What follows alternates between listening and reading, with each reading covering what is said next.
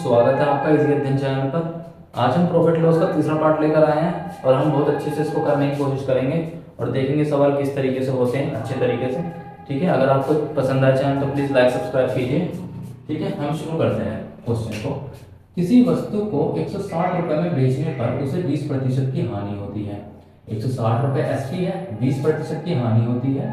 वह उस वस्तु को किस मूल्य पर बेचे कि उसे 25% का लाभ हो। ठीक है, तो इसमें करते क्या है, आपका कह रहा है कि मैंने एक वस्तु को 160 रुपये में बेचा तो मुझे 20% की हानि हुई। तो पूछ रहा है कि उसे किस मूल्य पर बेचूं कि मुझे 25% का लाभ हो। इन तरीके के क्वेश्चनों में, ये टाइप है, इन तरीके के क्वेश्चनों में आपको हमेशा क्रय मूल्य क्या मानना है, 100। ठीक है, देखिए क्रय मूल्य हमने अगर 100 मान लिया, मतलब सीपी कॉस्ट प्राइस, इसको अगर हमने 100 मान लिया तो कहता है कि 20% की हानि हुई। तो 20% की हानि का क्या मतलब हुआ, 20% की हानि, तो 100 में 20% कम हो गया। ठीक है, तो कितना हो गया, 80।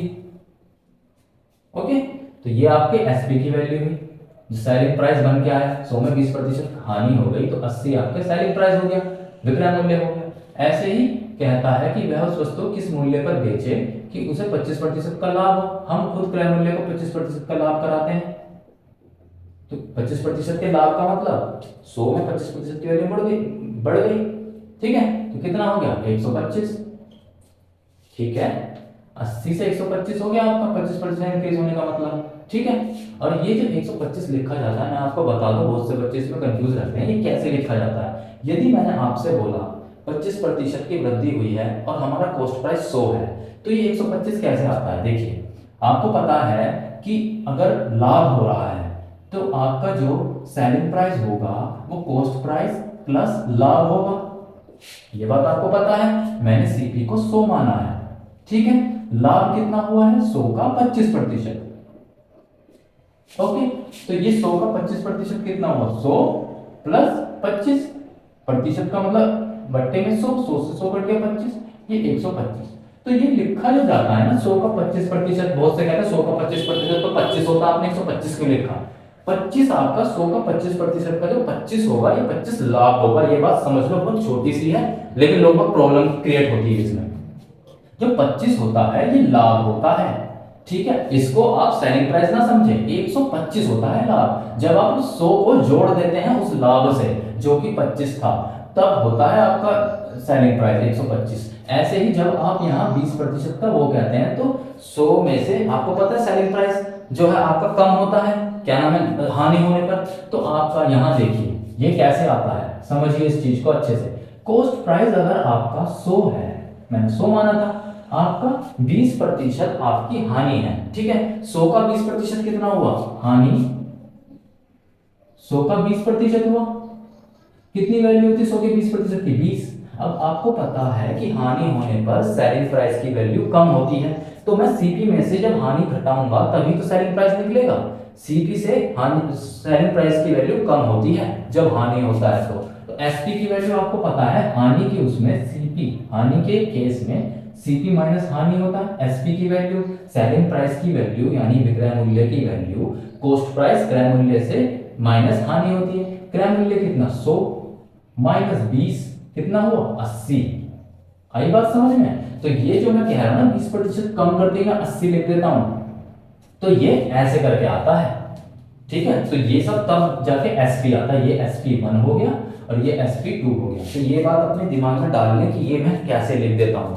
ठीक है, बहुत से बच्चे सोचते हैं कि 2500 का 25% तो करा सर 25 होगा, है ना। ये 25 ऐसे नहीं होता है, ये मैंने एसपी की वैल्यू लिखी है जो पूरा जुड़ के आता है, 100 प्लस 100 का 25% जो कि होगा 125। ठीक है, यहां तो ये बात होगी। अब क्वेश्चन को आगे करते हैं। ये तो हुआ SP1, जब 20% की हानि हुई ये तब का सेलिंग प्राइस है, जब 25% का लाभ हुआ है तब की आपका जो है सेलिंग प्राइस है। ठीक है, ठीक है जी, बात हो गई यहाँ खत्म। अब हम क्या करते हैं, 80 और 125 ये किसी अनुपात में है क्या, मैं देखता हूं। हाँ, ये कट तो रहे हैं, 5 से काट दो इसे, 16 और ये आपका 5 से 25। ठीक है, अब कुछ आगे नहीं कट रहा। ठीक है, अब आप देखेंगे क्वेश्चन में जो ये 160 दिया है, ये कब दिया है, जब 20% की हानि हुई। और 20% की हानि में जो हमारा सेलिंग प्राइस निकला है 16 है, पर ये कहता है 16 नहीं है 160 है। ठीक है, कितने गुने ज्यादा, 10 गुने ज्यादा। ठीक है, तो आपका जो सेलिंग प्राइस होगा, जब 25% का लाभ होगा, वही 25 नहीं होगा, उससे 10 गुना ज्यादा होगा, 250। आंसर ये आपका सेलिंग प्राइस। कहने का मतलब यह है, जब वस्तु को वो 25% लाभ पर बेचेगा तो उसको 250 रुपए का सेलिंग प्राइस मिलेगा, तब उसको 25% का लाभ होगा। ठीक है, ये है। अब सेम क्वेश्चन देखते हैं। राधा ने किसी किताब को 220 रुपए में बेचा, तब उसे 10% का लाभ हुआ, तो बताइए 30% का लाभ लेने के लिए उसे किताब को कितने रुपए में बेचना होगा। सेम क्वेश्चन है। ठीक है, हमने मान लिया सीपी जो है 100 है, 100 रुपए हमने सीपी मान लिया, सीपी को हमने मान लिया 100। ठीक है, वह किताब को 220 रुपए में बेचा तो उसे 10% का लाभ हुआ। अब इसका 10% का लाभ निकालो। जब मैं 10% का लाभ निकालूंगा तो आपका सीपी कितना हो जाएगा, 100 प्लस 100 का 10%, मतलब कि 100 प्लस 10 110। 10% का इंक्रीज किया है ये, इसका मतलब हो गया 110। ठीक है, एक तो सेलिंग प्राइस आया ये। एक ये कहता है 30% का लाभ लेने के लिए कितने रुपए में बेचना होगा, तो ठीक है, हम कॉस्ट प्राइस में 30% का भी इंक्रीज कर देते हैं, 30% का भी लाभ हुआ है। ठीक है, 30% का लाभ करने पर कितना आएगा, 100 प्लस 100 का 30%, क्योंकि एसपी की वैल्यू सीपी प्लस लाभ होती है, तो ये हो गया आपका 130। ओके, अब हम देखते हैं कि ये किसी अनुपात में है क्या। हाँ है, ये 0 से 0 कट जाएगा तो 11:13। ओके, इसमें जो है आपको देखो, ये 11 है SP1, जब 10% का हमें लाभ हुआ है, उसकी वैल्यू दे रखी है 220 रुपए। ठीक है, हमने तो 11 निकाली थी, पर ये है 220 रुपए क्वेश्चन में। ठीक है, ये 220 रुपए हमने कितने गुना ज्यादा, 20 गुना ज्यादा। तो क्योंकि ये अनुपात में है, तो आपका जो दूसरा सेलिंग प्राइस है, जब 30% की वृद्धि हुई है या 30% का लाभ हुआ है, वो भी 20 गुने ज्यादा होगा, 260 रुपए। आंसर कुछ नहीं है, बिल्कुल वैसा ही है। ये भी एक मिनट क्वेश्चन देखिए, बिल्कुल ऐसा ही है, सेम टू सेम। अतुल ने एक कपड़े को 380 रुपए में बेचा। ठीक है, उसने उसको 5% की हानि पर बेचा, 5% की हानि हुई जब उसे 380 रुपए में बेचा, उसे उस कपड़े को कितने रुपए में बेचे कि उसे 25% का लाभ हो। सेम ही क्वेश्चन है, हमें फिर से वही काम करना है। हमने मान लिया सीपी आपका जो है 100 है। ठीक है, अब देखिए इसमें 5% की हानि हुई, 5% की हानि हुई, इसका क्या मतलब हुआ, जो आपका कॉस्ट प्राइस था 100, इसमें से 5% घटा देंगे, कितना हो गया 95। 100 माइनस 100 का 5% कितना हो गया, 100 माइनस 5 95। तो आपका सेलिंग प्राइस हानि के बाद आ गया 95। ठीक है, उस कपड़े को अतुल कितने रुपए में बेचे जब से 25% का लाभ हो। चलो भैया, कॉस्ट प्राइस हमने 100 मान रखा है, 25% का लाभ करा दो, इस पे 25% का लाभ करा दिया। ठीक है, 25% का लाभ करा दूंगा तो 100 प्लस 100 का 25%, मतलब कि 125। ये आपकी सेलिंग प्राइस 2 की वैल्यू आ गई। ठीक है, अब आप बात समझिए, ये किसी अनुपात में है क्या, जैसे क्वेश्चन करते आ रहे हैं। हाँ, 5 से कट जाएगा, 5 से 19 बार जाएगा, 19 पंजे 95, और ये 25 पंजे 105, ये 25 से जाएगा। ठीक है, अब आप एक चीज देखिए, ये 19 की वैल्यू तो दे रखी है, जब 5% की हानि हुई तो सेलिंग प्राइस की वैल्यू दे रखी है 380 रुपए। ठीक है, तो हमने तो 19 निकाला था, कोई नहीं, 380 बना लेंगे। कितने गुने ज्यादा, 20 गुने ज्यादा। तो आपका ये जो 25 है, ये भी 20 गुने ज्यादा होगा। कितना हो गया, 500 रुपए। Answer same to same. अब आते हैं अगले क्वेश्चनों पे। ये क्वेश्चन को डिफरेंट टाइप के हैं। ठीक है, इनको देखते हैं जरा। एक व्यक्ति किसी वस्तु को 15% लाभ पर बेचता है। ठीक है, बेच दिया। यदि वह वस्तु को पहले से 300 रुपए अधिक पर बेचे तो उसे 30% का लाभ होगा। वस्तु का क्रय मूल्य ज्ञात कीजिए। ये जो आपको 300 रुपए अधिक में बेचा है ना, ये क्या है, ये दोनों जो विक्रय मूल्य निकल के आ रहे हैं ना, ये 95 और 125 निकल के आ रहे हैं, इनका अंतर दे रहे हैं कि दोनों विक्रय मूल्य जो निकल के आ रहे हैं, जो 15% लाभ पर जो विक्रय मूल्य निकल के आ रहा है और जो आपका 30% के लाभ पर जो विक्रय मूल्य निकल के आया, इन दोनों का अंतर 300 रुपए है। ये क्वेश्चन देते हैं और कहते हैं कि क्रय मूल्य बताओ। ठीक है, चलो देखते हैं इन क्वेश्चनों को भी। मैं इनको दो मेथड से करके दिखाऊंगा आपको। फर्स्ट मेथड देखिए, ठीक है, बिल्कुल वही प्रोसेस। हमने कॉस्ट प्राइस मान लिया 100 रुपए था। ठीक है, ये कह रहा है 15% का लाभ हो गया। जब 15% का मैं लाभ किया तो सेलिंग प्राइस क्या हो गया, 115। 100 प्लस 100 का 15%, 115। ठीक है, अब ये कहता है यदि वह वस्तु को पहले से 300 रुपए में अधिक में बेचे, मतलब 115 से 300 रुपए और अधिक में बेचे, तो उसे 30% का लाभ होता है। हमारे पास कॉस्ट प्राइस तो है 100, इसे 30% के लाभ पे भी लगा दो, कितना हो जाएगा 130, यानी 100 प्लस 100 का 30%। वो आया आपका सेलिंग प्राइस ये वाला, ये सेलिंग प्राइस 2, ये सेलिंग प्राइस 1। ये कहता है इन दोनों का अंतर 300 रुपए है। देखते हैं भाई इन दोनों का अंतर क्या है। हमने देखा भाई 15 रुपए है, 115 और 130 का अंतर 15 रुपए है। कितना है ये, कितना कह रहे हैं 300 रुपए। कितने गुने ज्यादा, 20 गुने ज्यादा। ठीक है, तो ये पूछता है कि आपका कॉस्ट प्राइस क्या होगा। कॉस्ट प्राइस आपको पता है आपका 100 है, तो ये भी कितने गुने ज्यादा होगा, ये भी 20 गुने ज्यादा होगा। कितना हो गया 2000 रुपए। कितना आसान है, कुछ भी नहीं था। देखा ना भाई, यही करते हुए आ रहे हैं। जो सेलिंग प्राइस आपका आया है 115 और 130, इनको घटा दिया हमने, देखा घटा के तो 15 आ रहा है। नहीं ये 15 नहीं है, 300 रुपए ज्यादा है 115, तो ठीक है भैया 300 रुपए ज्यादा तो 20 गुने ज्यादा हो गया। ठीक है, आगे चलते हैं सेकंड मेथड पे। इसी क्वेश्चन को सेकंड मेथड से करते हैं। भाई देखो कॉम्पिटिटिव एग्जाम में कोई भी चीज आएगी तो वहां करने के लिए नहीं बैठेंगे कि माना 100 और ये सब नहीं लिखेंगे। आपको बहुत जल्दी से क्वेश्चनों को सॉल्व करना होगा, तो उन सब चीजों के लिए ही जो है मैथ की छोटी छोटी ट्रिक बनाई जाती है कि वो जल्दी कर ले जाओ। इसी हो वो छोटी जो ट्रिक आई है वो इसी का ही रूप देखा जाए तो। लेकिन इसमें है क्या कि बस ये याद रखिए, अगर आपके दोनों क्वेश्चनों में जैसे यहाँ 15% लाभ दिया है और यहाँ 30% का लाभ दिया है, दोनों में प्रॉफिट लाभ और लाभ दिए हैं, प्रॉफिट परसेंटेज और प्रॉफिट परसेंटेज अगर क्वेश्चन में दिए हैं तो वो प्रॉफिट परसेंटेज आपस में घट जाएगी, घटा देंगे उसे। ऐसे ही यदि दोनों क्वेश्चन में लॉस प्रतिशत और लॉस प्रतिशत देंगे तो वो भी आपस में घट जाएंगे। लेकिन जब अगर अपोजिट देंगे, लॉस प्रतिशत तथा प्रॉफिट प्रतिशत या प्रॉफिट प्रतिशत तथा लॉस प्रतिशत ये देंगे तो वो दोनों आपस में जुड़ जाएंगे। ये आपकी ट्रिक है। और ये जो ये जुड़ के और घट के आएगा यही इन विक्रय मूल्यों के अंतर के बराबर होगा। ठीक है, ये बात समझिए मेरी। ठीक है, कैसे आपने देखा यहाँ 15% का लाभ है। ठीक है, 15% का लाभ है, प्रॉफिट है 15% लिख दिया। और यहाँ क्या है, यहाँ 30% का क्या है, लाभ है। यहाँ हमने लाभ लिख दिया 30% का। दोनों प्रॉफिट है, सीधा घटा दो, 30 में से 15 का बड़े में से छोटा घटाएंगे तो 30% माइनस 15% इक्वल टू 15%। और यही 15% की वैल्यू हम विक्रय मूल्य के अंतर के बराबर रखते हैं। विक्रय मूल्य का अंतर क्या है, 300 रुपए, रख दो 300 रुपए। ठीक है, कितने 15% की वैल्यू 300। पूछ रहा है कॉस्ट प्राइस की वैल्यू। कॉस्ट प्राइस हमेशा 100% होता है, हमेशा 100% होता है कॉस्ट प्राइस।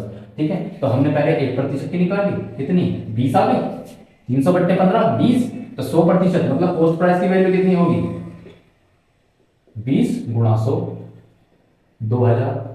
ये भी आ गया ना सेकंड मेथड से, कुछ नहीं है बस घटा दिया, घटा के 300 के बराबर रख दिया, आगे 2000, यहाँ भी 2000 वहां भी 2000। आपको ये मेथड लगाना चाहिए कॉम्पिटिटिव एग्जाम में, सिंपल सी बात है। ठीक है, यहाँ देखिए वो इसी कॉन्सेप्ट से करेंगे, इस मेथड से करेंगे इस क्वेश्चन को। ठीक है, सौरभ एक वस्तु को 20% हानि पर बेचता है। यदि वह वस्तु को 90 रुपए अधिक में बेचे तो उसे 25% का लाभ होता है। वस्तु का क्रय मूल्य बताइए। हमने देखा एक जगह हानि दे रखी है, लॉस दे रखी है। लॉस कितना दे रखा है 20% का। ठीक है, और आपको जो वो दे रखा है प्रॉफिट कितना दे रखा है, आपको प्रॉफिट दे रखा है 25% का। ठीक है, प्रॉफिट अगर 20% दे रखा है, लॉस 20% का दे रखा है, दोनों को जोड़ दो। मैंने बताया था एक जैसा नहीं होंगे तो जुड़ जाएंगे। 25 प्लस 20 कर दो, 25% प्लस 20% कितना हो जाएगा 45%। इसी 45% की वैल्यू जो होगी ये विक्रय मूल्य मतलब सेलिंग प्राइस के वैल्यू के अंतर के बराबर होता है। वो अंतर क्या दिया 90 रुपए अधिक बिका हो तो 45% की वैल्यू 90 है, तो क्रय मूल्य पूछ रहा है। क्रय मूल्य हमेशा 100% होता है। 1% की वैल्यू कितनी हो गई 2, 1% की वैल्यू 2 हो गई, 90 बटे 45 तो 100% की वैल्यू कितनी होगी 200। बताइए कुछ था इसमें, कुछ भी नहीं था। ठीक है, आप कहिए ये सब वैल्यू कहां से आ रही है, क्यों घट रहे हैं, जोड़ रहे हैं। वैसे तो इसकी जरूरत है नहीं, पर चलो मैं आपको बताता हूं कि ये हम घटा जोड़ क्यों कर रहे हैं। ठीक है, एक क्वेश्चन में हम बता रहे थे, इसी में बता रहे थे कि हमने घटाया जोड़ा क्यों। ये आपस में 25 और 20 जुड़े गए 45% कैसे हो गए। ठीक है, ये बताएंगे हम।